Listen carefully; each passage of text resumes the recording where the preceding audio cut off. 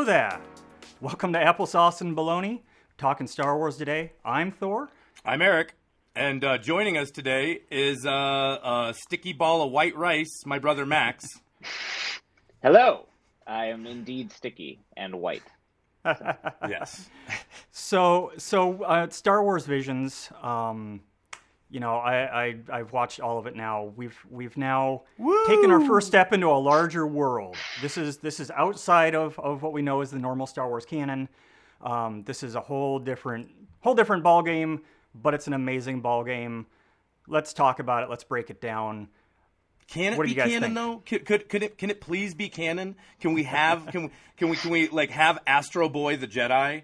Can we have I loved it. They jumped around in eras. There were definitely like prequel era stuff. I think they even that last one they snuck in a High Republic one. So really loved the jumping around the eras. I hope they do more of these Star Wars Visions things. So I know we want to jump into it. We're assuming you've seen all of these if you're watching this show. So yeah, heavy spoilers. Yeah, all the spoilers because we're going to talk about all this stuff. Where do we want to start, guys? Let me start with this. This is not our first foray into Star Wars anime. We've had before. We've had. They did a manga interpretation of the original trilogy. Yep. I never read it. I read and loved. Just because I didn't read it because I've seen the movies. I love it.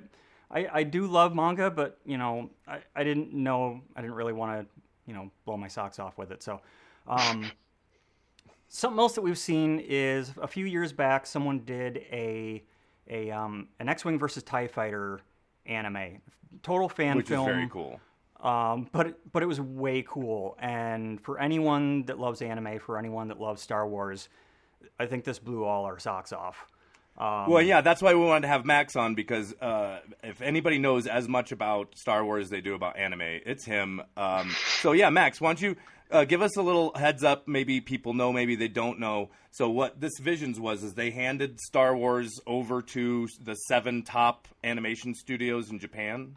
I think, yeah, they handed them off to whatever studios kind of bid. They probably pitched for them. I don't know if it was the top studios, but they pitched for them, and then I think they had a Japanese producer that kind of went over. It was kind of charged with rounding up the studios that were most interested in doing it, which is different than I think they've ever done before with, say, like Animatrix or like the Batman anime. I think it's a completely different approach, because I think those guys, they went after specific directors, and in this case they went after studios. Yeah. Do you feel like that they had creative control? It felt very hands off. It definitely felt like each of these animation studios put their own stamp, their own style, and it felt almost like they were playing around in Star Wars, but not like caving to it. They were definitely like wanting to explore, some of their own stuff. Yeah, I'm sure they were given like guidelines, like no sibling love or cousin love, but other than that, I'm sure they were it seems like they were pretty hands off. They kind of let them get away, particularly with world building, which it's a mistake to try to go to a Japanese studio and tell them this is like the lore and the world you have to follow, because they don't care. They're just going to go do their thing. Yeah, so that is something that if you go into the extras on Disney Plus, they do a little 15-minute episode breakdown with each production studio and the directors. And yeah, they were all talking about they were each asked to put in 2 pitches. So each studio put in 2 pitches, but it's funny because the Disney folks are talking about, oh my God, we love Japanese animation. We wanted to approach these particular studios with, we love their styles and stuff. And then it cuts over to the Japanese producers. And they're like, oh my God, I saw Star Wars when I was 4. Star Wars was my introduction into movies and why I make anime today. So I had to do this. I had to play in the world. One of them even went so far as saying that his first short film or something that he did was a Star Wars production. And he's like, I think I might retire now that I've done Star Wars. Why don't I just end cap it? Full circle. Well, and unless speaking they of full circle, unless they ask me to come back and do another one, wink, wink. Yeah, always. But I mean, it is kind of full circle for that, and also Star Wars and Japan and Japanese culture at large, like intimately intertwined from the beginning. There would be no Star Wars without Akira Kurosawa.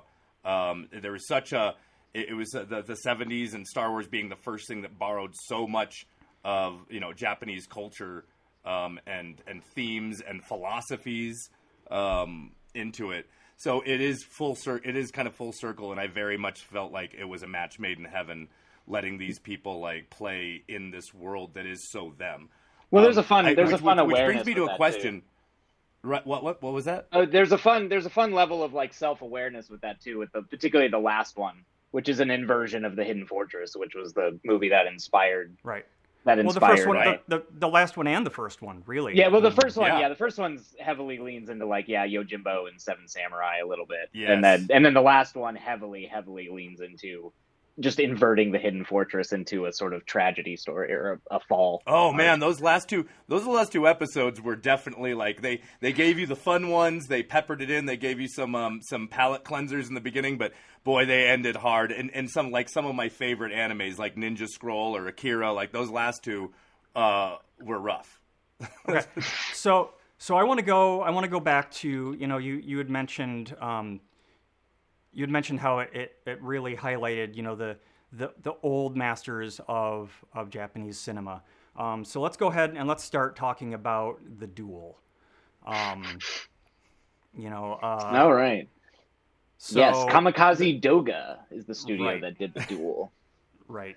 So I have from them, they did the Batman Ninja for I think it was Netflix.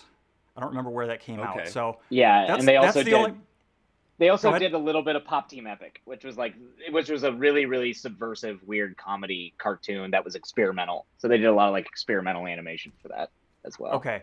Yeah, I just kind of went, and forgive me when I went through these production companies. I highlighted the ones that I recognized because I figured if I recognize them, then someone else is going to recognize them.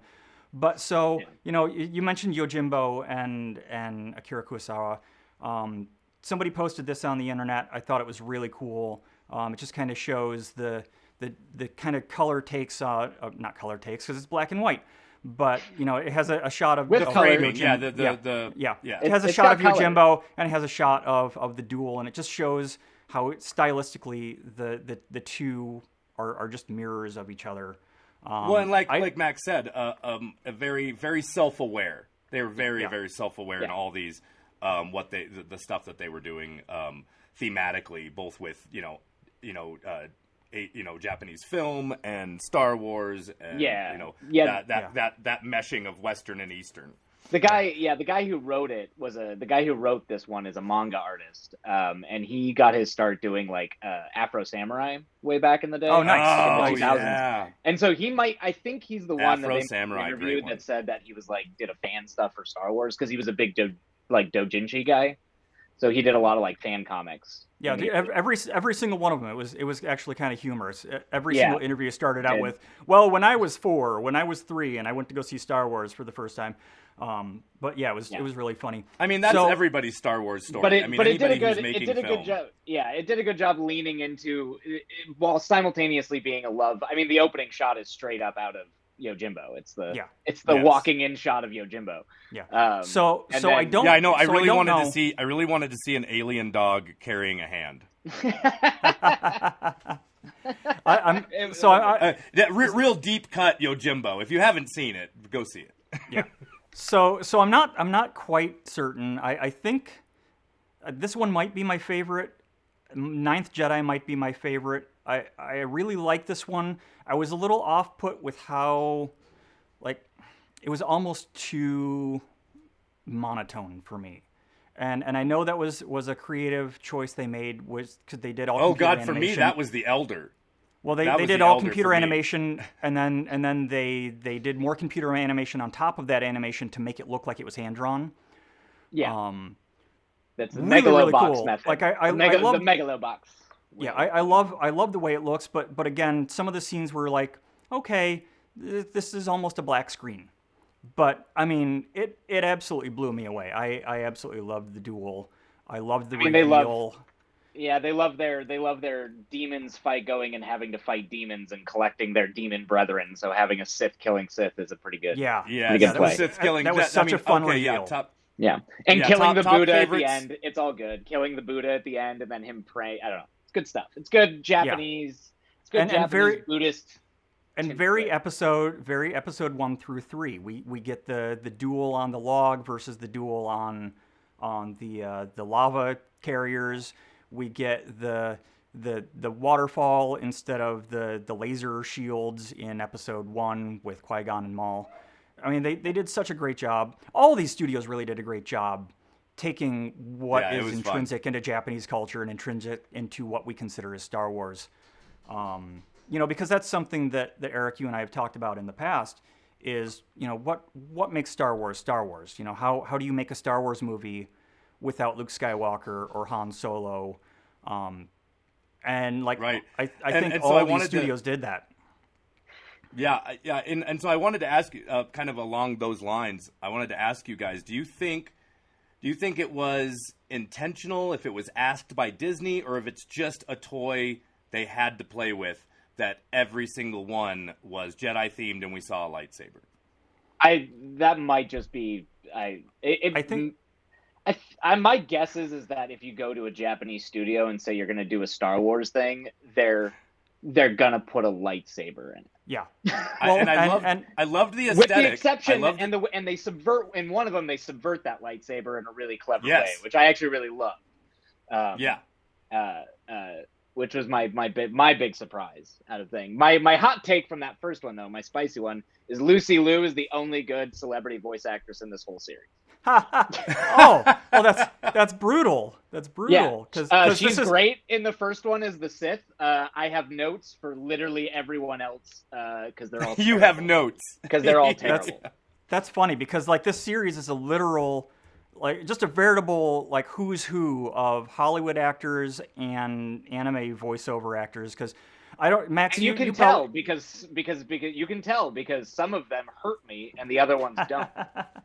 So you watched it in the English translation then? Was there an option to watch it in Japanese? Did I just miss that? They were all done in Japanese. Now, when I turned on Disney Plus, it defaulted to English because my default is English. I'll have to go back and rewatch those. Yeah. So I can switch it to Japanese? Okay, well, I'll watch it. I'll rewatch in Japanese because I'm sure it'll be better. Which takes me to our second studio, Studio Colorado, with Tatooine Rhapsody. Okay, so I'm just gonna jump and say this should be a TV show. This is the only way you're ever going to get a Buckaroo Banzai sequel is by making a Jedi rock star who has to go solve everybody's problems. This one ruled. I was a huge fan of that episode. This one fucking ruled. The only one is Joseph Gordon-Levitt should never be in a band. Ever. Okay, so this is what brings me back to the whole Japanese voice cast thing, because I started watching them in Japanese because I was like, oh, you know what? If they were made in Japanese, I liked watching my old anime in the subtitles. I prefer watching the original language and listening to the subtitles. Yeah. So I watched this one twice because I don't like the anime style of this one. I'm not a big fan of the sad eye anime. I agree. I agree with that. It's stylistically not my favorite in terms of character design. Yeah, but just as bold choice. The voice cast in the Japanese voice version, so much better. So much Probably better. because they're actually real musicians, because so many voice actors in Japan are actually musicians. Yeah. No, I mean story-wise and just this like we've talked about many times.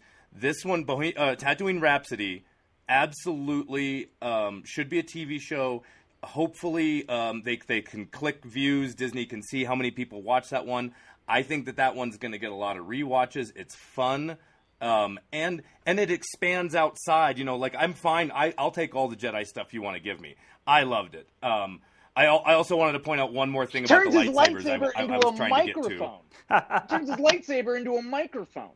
It's Yes. rad. And then, like, I was Yes. waiting for, like, Jukebox Hero to, like, kick in the background. Right? And just, like, wastes fucking Jabba with their, like, shredding skills. It's cool. It's really cool. It is awesome. I mean, and that one subverting the trope of the lightsaber is great. But aesthetically, I wanted to mention one thing about the lightsabers throughout all these episodes, except maybe that one. It was very noticeable. All the lightsabers were just glowing samurai swords. Yeah. Well, yeah, of course they were. Well, I mean, They were what's very, a lightsaber but a they glowing went out of their samurai way. sword? Yeah, But they made. well, they I mean, that's what a point of lightsaber making is. them But narrow. I thought it was really cool, like the way they just didn't even hide it. You know, like there was Yeah. one that had Yeah. runes etched on it. I loved the hilt in the last one with the little rabbit girl. Right. Was Yeah. one of the most beautiful things in the whole show. Was that was, if I could pick a favorite anime style, that one was gorgeous. That is. But the other thing, that's the thing that blew me away the most, though, was the fact that this is the first thing that both the writer and director have ever done. They are literally nobody. Tatooine Rhapsody? I was surprised by that. Wow. So it's funny that Thor watched it in Japanese, because the guy who directed it, he's literally a voice actor. That's all he's ever done. He's never actually directed anything. Huh. So it makes sense that the voice acting is solid. And then, the writer, Wow. he's a nobody. Like, these guys came out of left field and nailed it, in my opinion. Wow. That's cool. You I know, did not know that. and so I mean, you guys obviously, this is one of your favorites. I am kind of milquetoast on this one. I enjoyed it. I was the design, like, again, stylistically, I didn't really go for it. I wasn't really hip on the music. I wish they would have done something stylistically a little bit more Star Wars with the music. I know we haven't heard a large variety of Star Wars music in the past. There's little things here and there that we've gotten musically. I would have liked something a little more Star Warsy instead of straight up, Blitzkrieg Bop from the Ramones. I mean, Thor, you cannot destroy Jabba's auditory senses with, like, a cantina jig.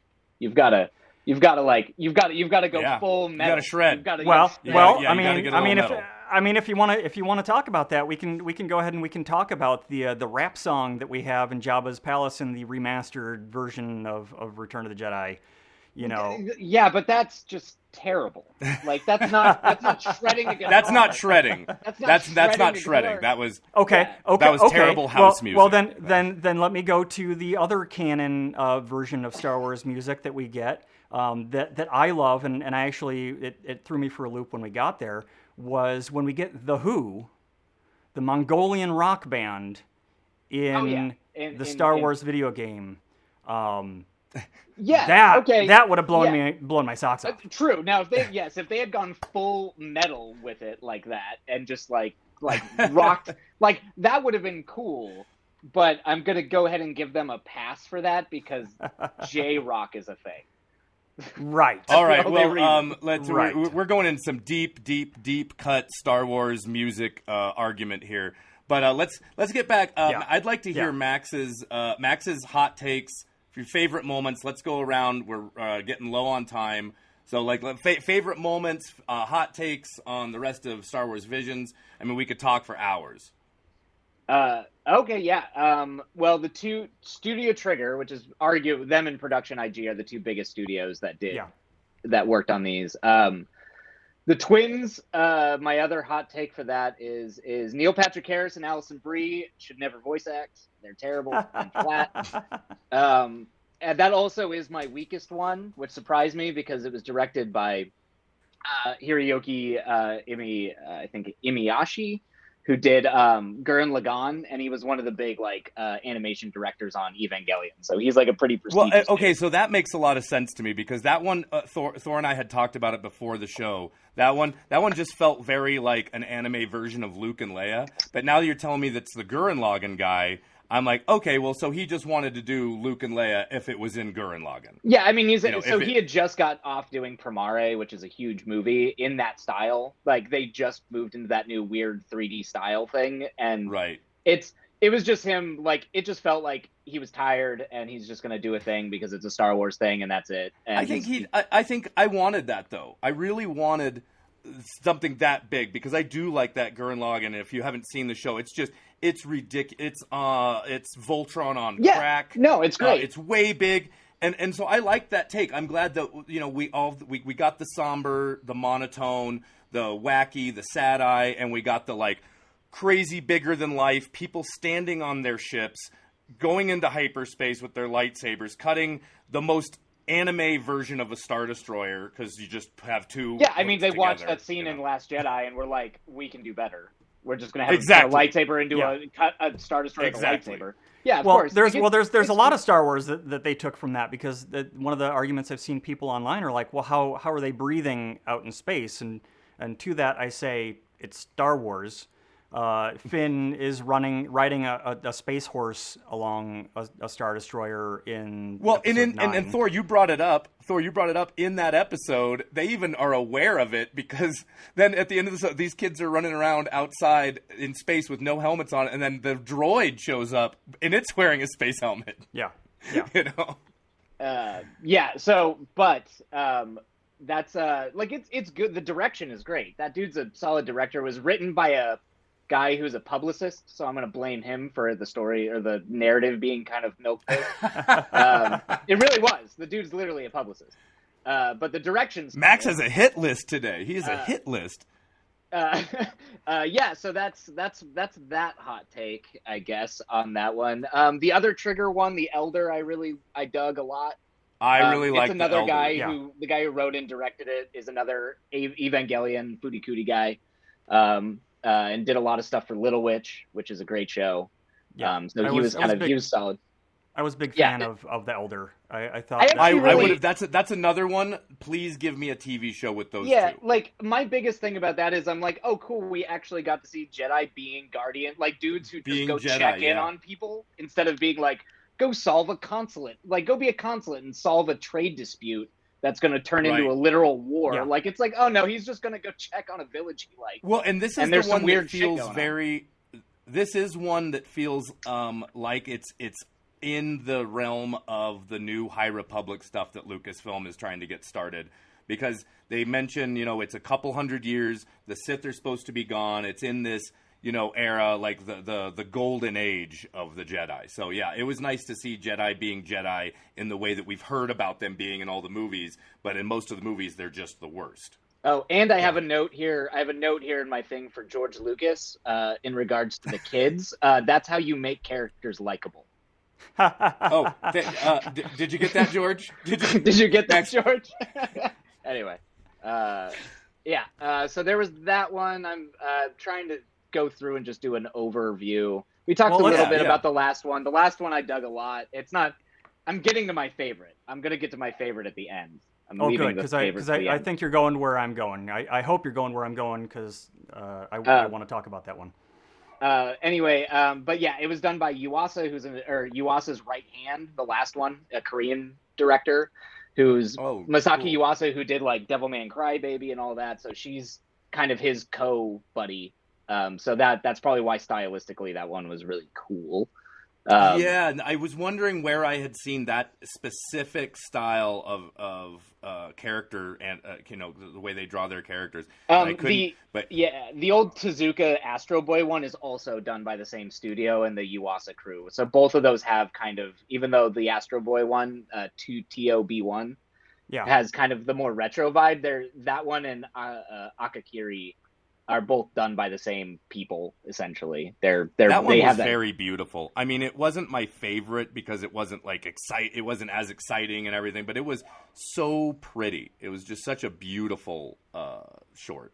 So that was great. The Ninth Jedi is solid. I mean, Kenji Kamiyama, who did Ghost in the Shell standalone complex, he's like a workman. You're just not going to get bad stuff from him. Yeah. And production IG's animation is impeccable because it always is. Yeah. So this one was my favorite. This is my favorite out of all of them. I want to see more of of this one. There's plenty of story that comes after this. Yes. I love the characters. I love the idea of rebuilding the Jedi Order. I loved the fact that she pulled out this lightsaber and it was a dark saber type thing. I don't know if that's going to play into anything if they ever bring these into canon. I really dug this one. This is by far my favorite out of all of them. And it was beautifully and brilliantly written, because exactly the moment where the writer and the director wanted me to go, oh, is when it all turned, and I was like, oh no, this is taking a dark turn here. It has the best. But, it has like probably one of the best twists. It's a solid It's a solid twist for sure. Yeah. It's my tops for sure. It's not my favorite as far as I have to go back and rewatch them to really settle into what my favorite is. But my initial reaction, my favorite's different. But let's talk a minute about the. I don't think we've touched on one of them yet, which is the the Village Bride. Okay. Yeah.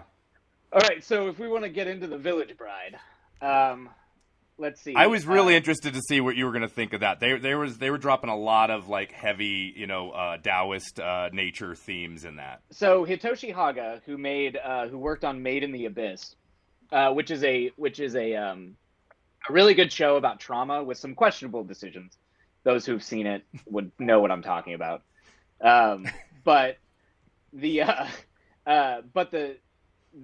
So this one's my favorite on my initial watch. Because Jedi Raven rules, flat out rules. It's Jedi Raven. Yes. And the theming. I think the reason why I like this one is the theming of like essentially having Jedi return to a place of trauma caused functionally by them to repair their own damage, like the damages of just war and acknowledging war. Even if you're like a good guy or like a Jedi, acknowledging the trauma that can do to just villages and how an entire culture can be reshaped by the fallout of that war and trying to go back and correct that. Like it's cool. It's really cool. It's both the character and the town and the village kind of coming to their own individual catharsis over the same heroic moment. So I just thought thematically that one worked the best for me, which is and that was a theme a couple of the other ones did. A couple of the other ones definitely had heavy we love our planet, and then this is the cost of war and the fallout. Yeah, the other one that's up there for me is the other one we haven't talked about, which is Lopan Oko, which is the heavy imperialism, like heavy commentary on imperialism. That one. Yeah, I mean this one gave me really heavy Princess Mononoke feels. With the woman that sides with the industrialists and the person fighting for nature. That really touched together for me, but I don't know where you guys want to go. What did you like I mean, about imperialism, this? Family, it was really strong on those industrialization, family. It was really cool because it actually it seemed to pull a lot from, which is really interesting. But it seemed to pull a lot from Chinese imagery of imperial culture. So when the British particularly were involved in the opium trade, the cutting of the braid is a big thing. That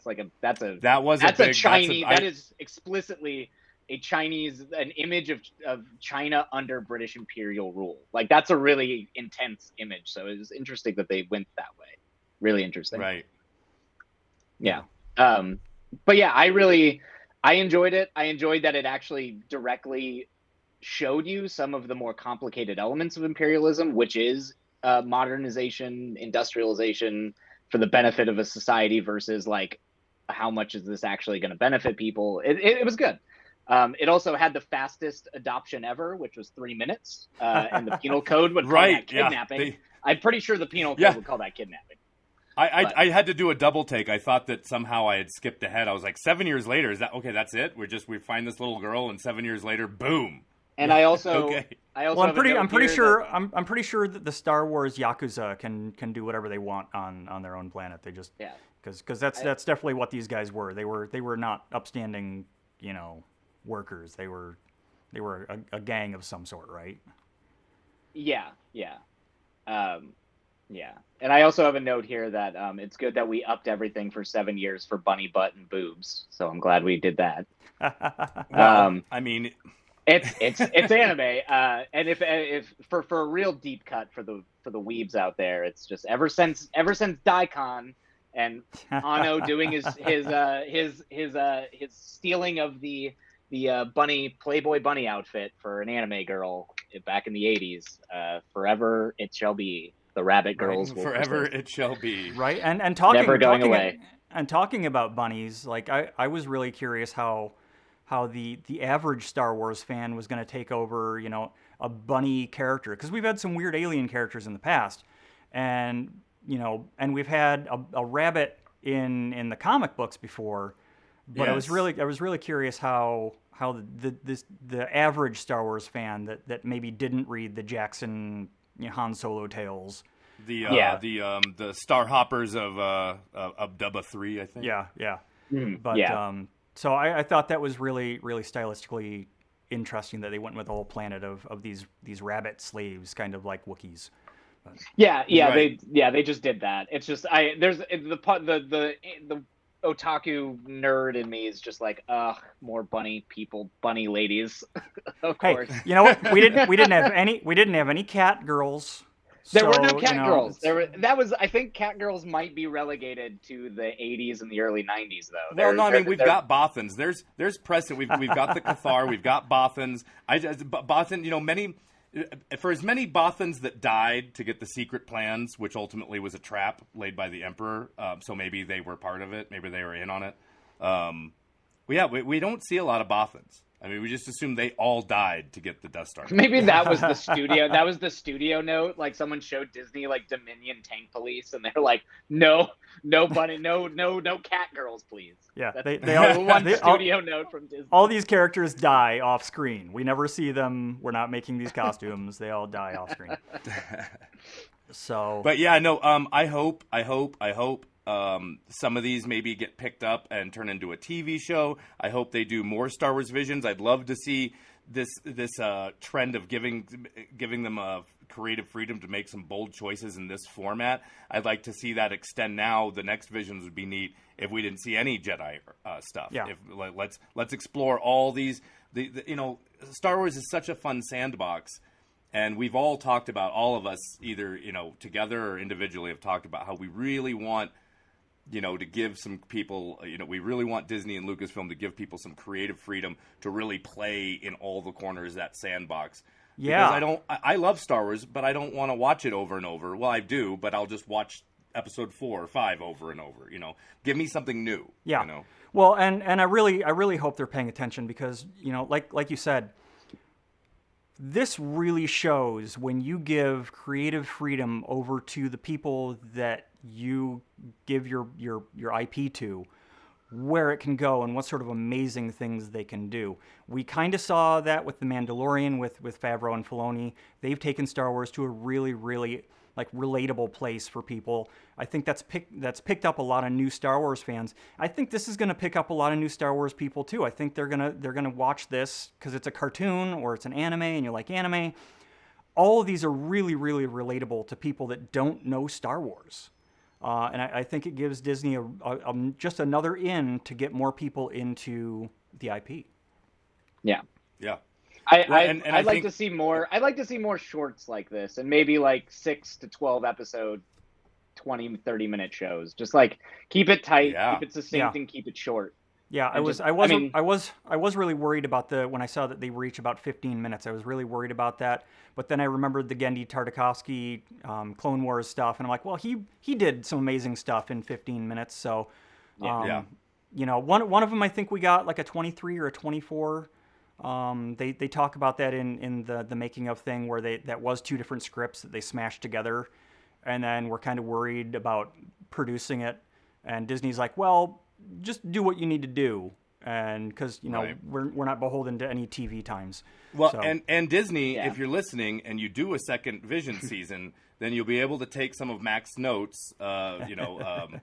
Maybe I would give Neil Patrick Harris another chance. Max is apparently done with him, but yeah, no, he does not get another chance.